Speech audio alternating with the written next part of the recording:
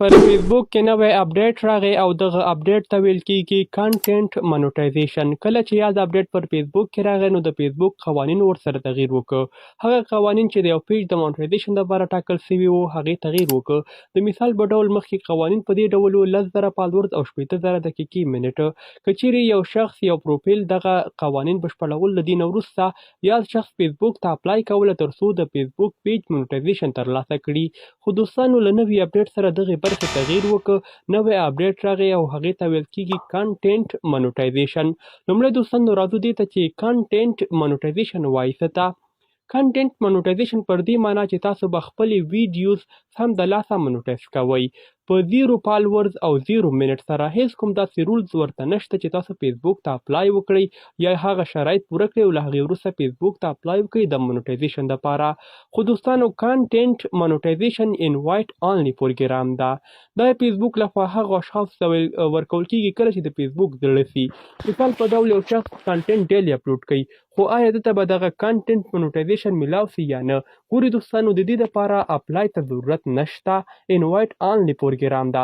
هر وخت چې د فېسبوک زړه شو تا ته به سیټ اپ درکړي. که چیرې د فېسبوک خوښه وه سیټ اپ د مناټیزیشن درکوي او که یې خوښه نه وه نه درکوي.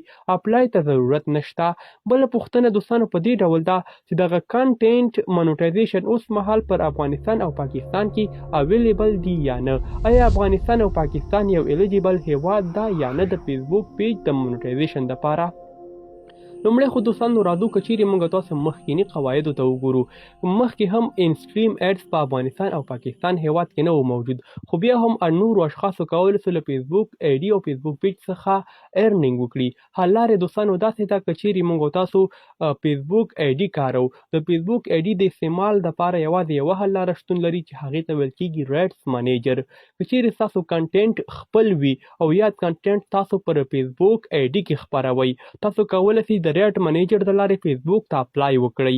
دوستانو د ریټ منیجر د لارې اپلای څنګه کیږي دا به دوستانو زموږ تاسو په بله ویډیو کې زده کړو.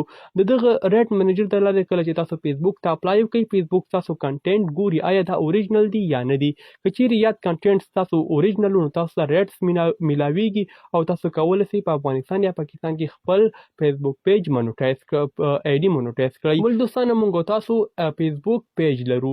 یو فېسبوک آی ډي ده یو فېسبوک پیج ده. لکه څرنګه چې مخکې موږ دوستانو د فېسبوک آی ډي شرایط تشریح کړه چې یوازې یوه حل لاره شتون لري او هغې ته ویل کیږي فېسبوک ریټ منیجر او د فېسبوک پیج دپاره بیا حل لارې ډېرې دي. یو خو دوستانو همدا ده چې موږ تاسو د فېسبوک د لارې ریټ منیجر ته اپلای وکړو ترڅو زموږ فېسبوک پیج څخه لیدنه وکړي او موږ ته ریټس میلاو سي. او بله طریقه یې دوستانو داسې ده چې موږ تاسو د الیجیبل هیواد څخه یو تن اډمین خپل فېسبوک پیج ته اضافه کړو. هغه هیواد چیرته چې د فېسبوک مناټیزیشن الیجیبل وي له یاد هیواد څخه یو تن خپل فېسبوک پیج ته اډمین کو ترڅو ریټس موږ ته میلاو سي او د فېسبوک سیټ اپ راکړي موږ ته. ګوري دوستانو تاسو به خپل فېسبوک پیج ته یو تن اډمین اضافه کړئ د هغه هیواد چیرته چې الیجیبل مناټیزیشن وي د فېسبوک. نو دوستانو موږ تاسو دوه ډوله آیډیانې لرو یو فېسبوک پیج ده او یو فېسبوک پروفیل ده. خو دوستانو که چیرې تاسو په فېسبوک پیج کې کار کوئ دا ډېر غوره راځي او تاسو کولی سئ سیټ اپ په اسانۍ سره ترلاسه کړئ. او فېسبوک آی ډي دپاره خو یوازې همدا یوه حل لاره ده چې ریټ منیجر د لارې اپلای وکړئ. ځکه دوستانو پر فېسبوک آی ډي کې تاسو نشئ کولی یو شخص اډمین کړئ. فېسبوک آی ډي تاسو پرسنلي استعمالولی سئ مګر بل شخص پکې نشئ اډمین کولی. اوس دوستانو راځو چې موږ به تاسو څرنګه کولی سو یو پروفیشنل فېسبوک پیج جوړ کړو. ډېری ملګري خپل ځان دپاره فېسبوک پیج جوړوي خو بیا نه پوهېږي چې دغه فېسبوک پیج ما جوړ کړی آیا دا مناټیزیبل ده یا نه. په راتلونکي ویډیو کې به موږ تاسو زده کوو چې څرنګه کولی سو خپل ځان دپاره یو پروفیشنل فېسبوک پیج جوړ کړو چې په راتلونکي کې د مناټیزیبل وي. ګورو دوستانو که چیرې تاسو افغانستان کې یاستئ یا پاکستان کې یاستئ تاسو کولی سئ له فېسبوک څخه ارنینګ وکړئ. خو دوستانو حل لاره مې درته وښوده یو د ریټ منیجر د لارې اپلای کول دي د فېسبوک آی ډي دپاره او که چیرې تاسو پر فېسبوک پیج کې کار کوئ نو حل لارې د بل شخص اډمین اضافه کول د فېسبوک پیج دپاره. دا چې څرنګه کولی سو د ریټ منیجر د لارې اپلای وکړو څرنګه کولی سو فېسبوک پیج کې بل شخص اډمین کړو څرنګه کولی سو یو پروفیشنل فېسبوک پیج جوړ کړو.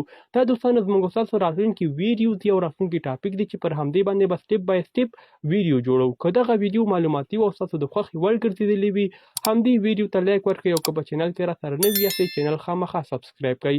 د تلګرام چینل لینک د ویډیو په ډسکرپشن کې موجود ده. کولی شئ هلته هم ګډون وکړئ او هره پوښتنه چې لرئ موږ ته میسج وکړئ. انشاءالله ستاسو ځواب او ستاسو پوښتنه به حتمي ځواب درکول کیږي.